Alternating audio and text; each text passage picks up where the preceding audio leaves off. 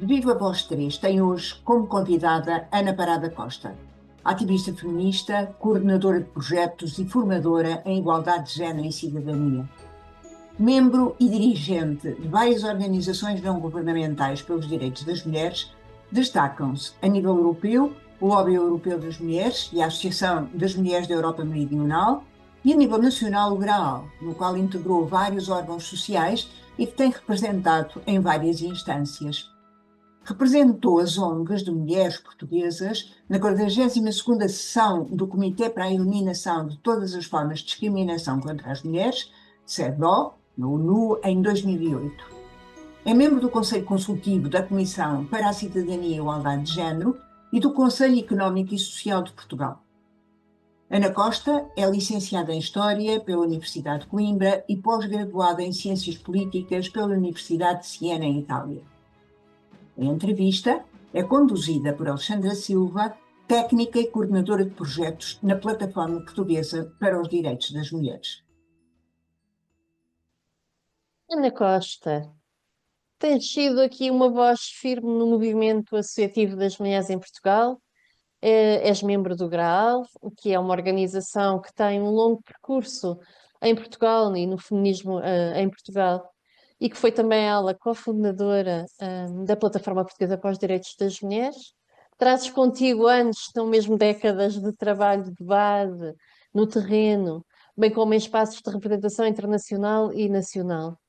Num tempo em que nós estamos, de facto, a vivenciar uma ameaça grande àquilo que são os direitos humanos e os direitos, em concreto, os direitos humanos das mulheres, tu tens sempre esta presença de nos lembrares que há aqui um poder da agregação, da iniciativa e da persistência coletiva.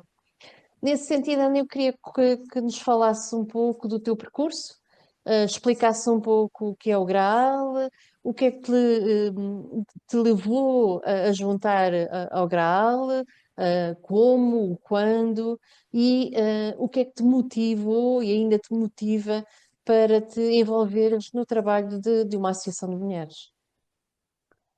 Muito obrigada, Alexandra, e muito obrigada à plataforma por esta oportunidade. E eu sinto-me bastante honrada de fazer parte desta comunidade de mulheres que está a ser entrevistada para o projeto de Viva Voz. O GRAAL é um movimento internacional de mulheres. O movimento internacional de mulheres começou em 1921 na Holanda. E reparem que em 1921 estamos entre as duas guerras mundiais. E começou com um grupo de jovens raparigas estudantes universitárias. É um movimento que nasce ligado à Igreja Católica, em 1921. Esse movimento espalhou-se de facto pelo mundo e chegou a Portugal em 1957 pelas mãos de Teresa Santa Clara e Maria de Lourdes Pintacilgo. Quando a Maria de Lourdes e a Teresa Santa Clara trouxeram o GRAAL para Portugal, estávamos em plena ditadura. Ora, havia aqui várias questões relativamente aos direitos das mulheres, que não eram plenos, longe disso. Portanto, as mulheres eram de alguma maneira seres minorizados perante a lei. E a preocupação do GRAAL desde o início foi uma preocupação que na altura se punha, que era a alfabetização das mulheres, e porque éramos um país com altos índices de analfabetismo, sobretudo maiores nas mulheres, uma alfabetização também para os direitos e para uma série de outras coisas que se considerara fundamental. Por exemplo, aqui em Coimbra, as mulheres, as raparigas universitárias faziam estas campanhas de alfabetização, de alguma maneira, nas aldeias. além deste pioneirismo da alfabetização, porque essas mulheres tinham crianças e era preciso alguém para ficar com as crianças, portanto, o início daquilo que depois vieram a ser os infantários, de alguma maneira, não é? Eu costumo dizer que o Graal ainda hoje faz a alfabetização. Não é uma alfabetização para ensinar a ler e a escrever, porque felizmente já não é necessário, mas é uma alfabetização para a cidadania e para os direitos das mulheres, que continua a ser muitíssimo necessária na nossa perspectiva. Também é curioso porque é o Graal que traz para Portugal também as metodologias do grande pedagogo Paulo Freire. Ainda há pouco tempo tivemos aqui, enfim, a propósito de um livro de textos inéditos em português de Paulo Freire, tivemos testemunhos das mulheres que conheceram Paulo Freire. Também há uma história muito curiosa sobre o Paulo Freire. O Paulo Freire estava na Suíça, exilado, por causa da ditadura brasileira, e há um jovem que tinha aqui fugido à guerra colonial e que vai falar com ele, e que durante a conversa diz-lhe: ai, ó, Paulo Freire, olha que andam lá umas mulheres católicas a doutrinar em seu nome. Aquilo é um perigo. Católicas e tal. E o Paulo Freire, que conhecia já o trabalho do Graal, disse: oh, meu amigo, com essa doutrinação dessas católicas, não se preocupe, que elas estão a fazer o que é preciso. E a doutrinação que elas estão a fazer, é uma doutrinação muitíssimo necessária. É engraçado porque o Paulo Freire, inicialmente, relativamente à questão da linguagem e da linguagem inclusiva, aquilo que nós chamamos hoje a linguagem inclusiva, claro, o Paulo Freire achava que não havia necessidade, de facto é a humanidade, e portanto, homens e mulheres, e a partir de determinada altura, e ele diz isso em escritos, tem isso escrito, a partir de determinada altura, percebe que as mulheres não eram nomeadas e que era preciso nomear as mulheres. E ele faz uma autocrítica, as pessoas brilhantes fazem autocríticas, não é verdade? Era o caso do Paulo Freire. Faz uma autocrítica e diz de facto que é preciso nomearmos as mulheres, é preciso dizermos homens e mulheres. Bom, o Graal faz o seu percurso, e as mulheres do Graal são de várias origens. Inicialmente eram muitos estudantes universitários, portanto, de classes sociais de uma média e alta burguesia, mas ao longo do percurso, até com muitas das mulheres que se juntaram na alfabetização e tudo isso, tem mulheres de várias classes sociais. E também geograficamente de vários sítios do país, de vários locais do país. Eu vou contar uma história sobre a Maria de Lourdes. A Maria de Lourdes Pintacilgo tira engenharia no técnico, não é? Das poucas mulheres na altura que iam para o Instituto Superior Técnico, e ela tira engenharia química e vai trabalhar para a CUF. E na CUF, que era um grande grupo industrial português, havia um bairro para engenheiros e havia um bairro para operários dentro da própria CUF.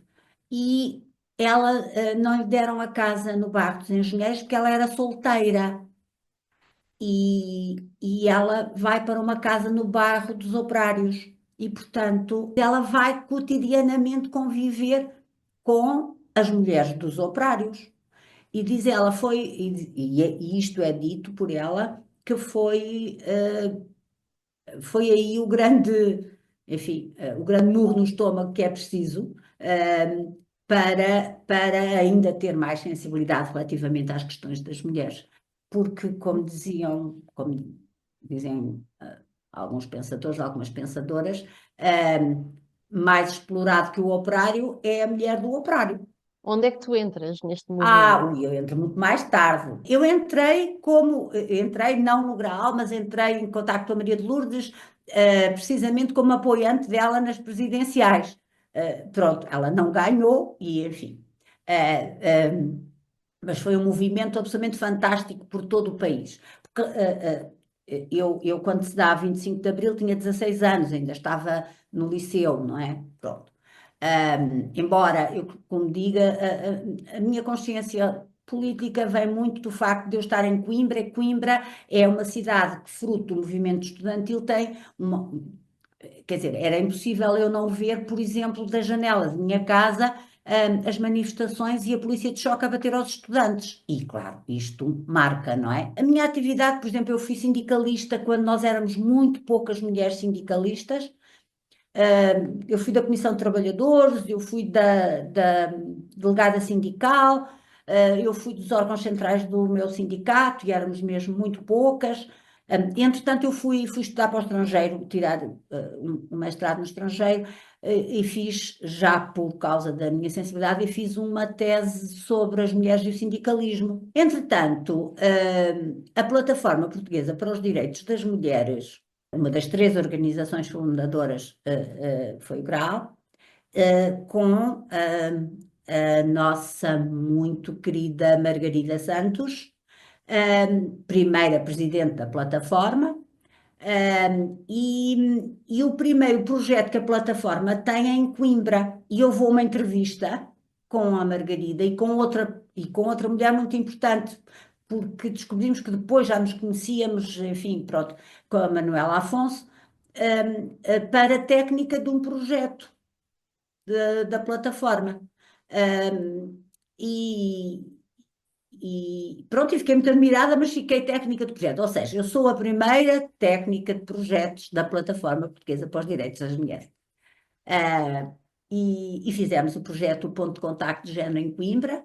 O Grau tinha um projeto também aqui, e quando o ponto de contacto de género acaba, a Margarida Santos convida-me para outro projeto, para assessorar outro projeto, que tinha uma outra técnica, e sim, e comecei a trabalhar para o Grau. No Grau eu acho que já fiz tudo, já estive, já estive enfim, já fiz tudo, acho eu. Já estive no Conselho Coordenador do GRAL, que é a nossa direção. Agora, de momento, sou presidente do Conselho Consultivo do GRAL. O GRAL tem vários polos e sou a dinamizadora do polo de Coimbra. E também, represento o GRAL em, em vários fóruns. Portanto, no Conselho Consultivo da SIG já há muitos anos, mas neste momento tenho uma suplente que está quase pronta para invertermos a situação, que é a Elsa Nogueira, uma jovem brilhante.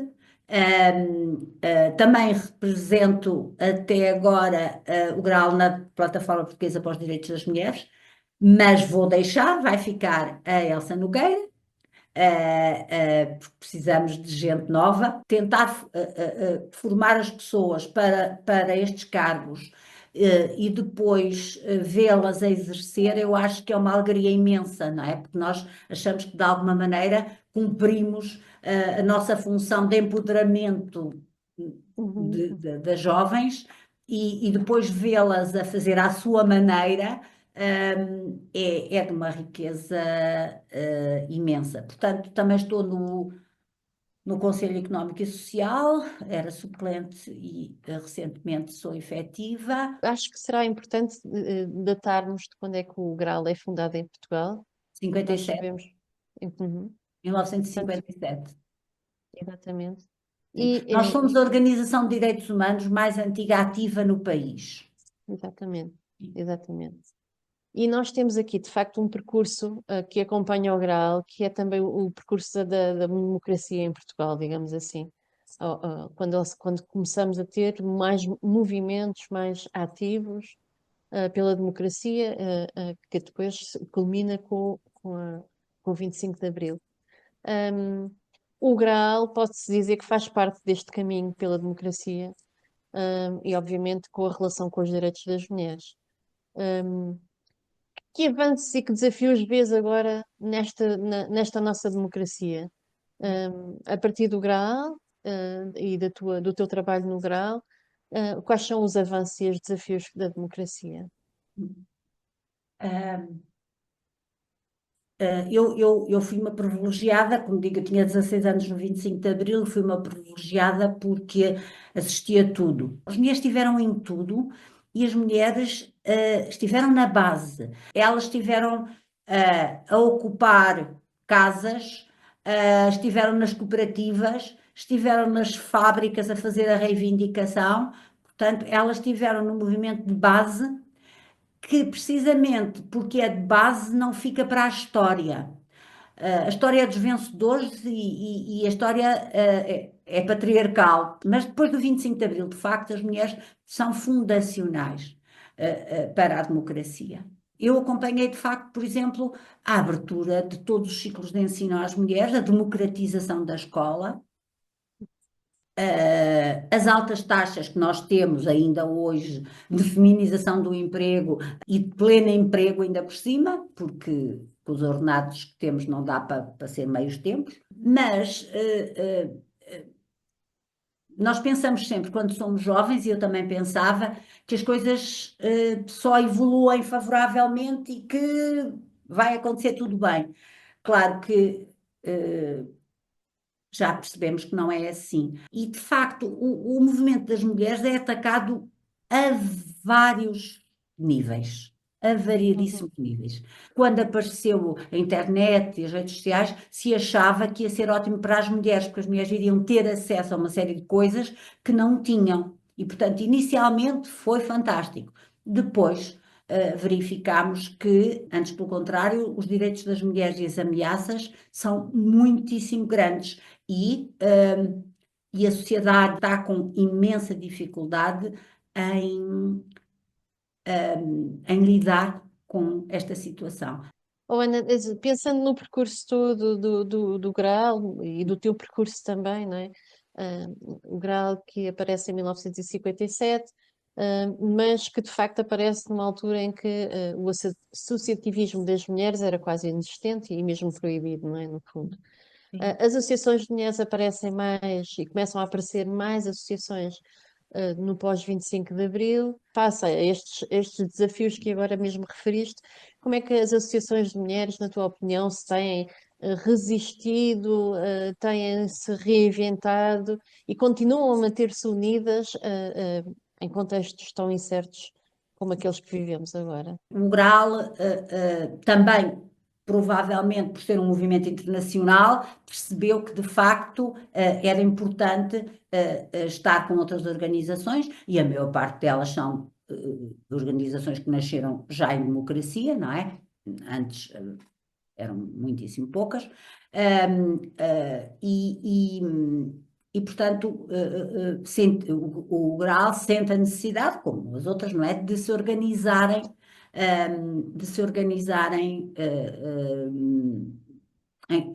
em coletivos, não é? Porque a força, obviamente, de um coletivo é sempre maior do que as organizações individualmente. O Coral acompanha esse desenvolvimento das organizações de mulheres desde o início da democracia até hoje. O Graal consegue fazer pontes onde às vezes é difícil fazer.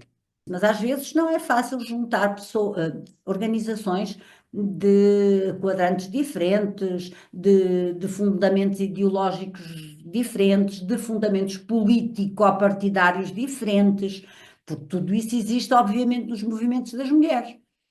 Os movimentos das mulheres é um espelho da sociedade. Pronto, nós temos nós temos também formação internacional, portanto, temos equipas de formação internacional e temos formação internacional, e isso acho que também nos ajuda a perceber outros contextos e depois a trabalhar neste contexto que temos, não é? Mas com uma perspectiva se calhar mais alargada, diria eu, não é? E é curioso porque eu quando comecei a representar o Graal, como digo, primeiro como suplente e depois como efetiva em várias, em Em termos vários, nacionais, uma em termos representação nacional. nacionais, sim, sim. Uhum.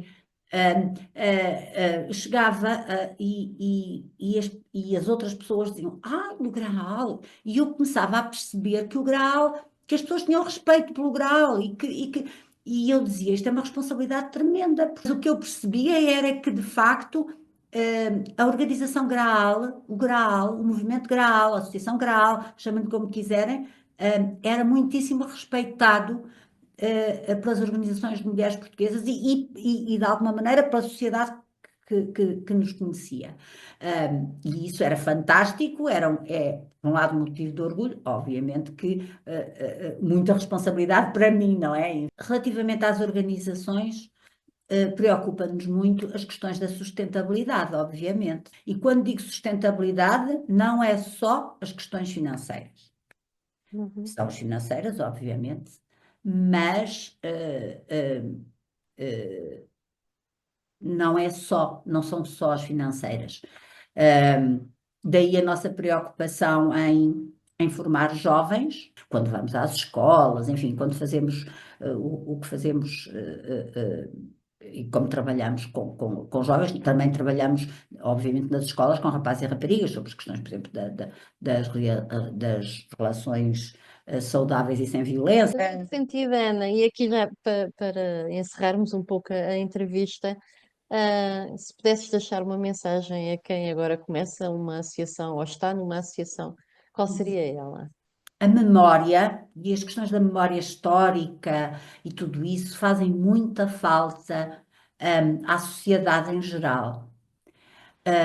E também fazem ao movimento feminista e ao movimento das mulheres. A memória histórica na nossa sociedade faz muita falta, a vários níveis. Nas lutas sociais, no movimento das mulheres, no feminismo, etc, etc. Eu diria que saber um bocadinho desta memória ajuda muito. Reparem que eu tinha 16 anos no 25 de Abril. Portanto, quando eu falo da ditadura, quando eu falo do Graal e do papel que o Graal teve na ditadura, eu não estava lá para ver.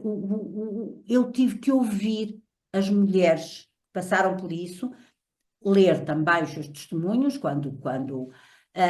e perceber de facto o impacto que isto teve em algumas mulheres. Eu não estava lá, eu tive que perceber o que era isto para depois me poder apropriar deste movimento que considero meu. Eu não estava lá em 57, foi o ano em que eu nasci, portanto, mas apropriei-me disto.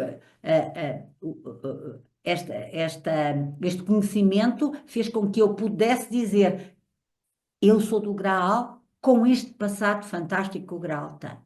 As jovens que hoje querem fazer intervenção social, querem defender os seus direitos, os direitos das jovens, os direitos das mulheres, provavelmente, se tiverem um pouco de conhecimento daquilo que se passou, podem apropriar-se de conhecimento e fazer diferente, sempre com o objetivo dos direitos humanos das mulheres.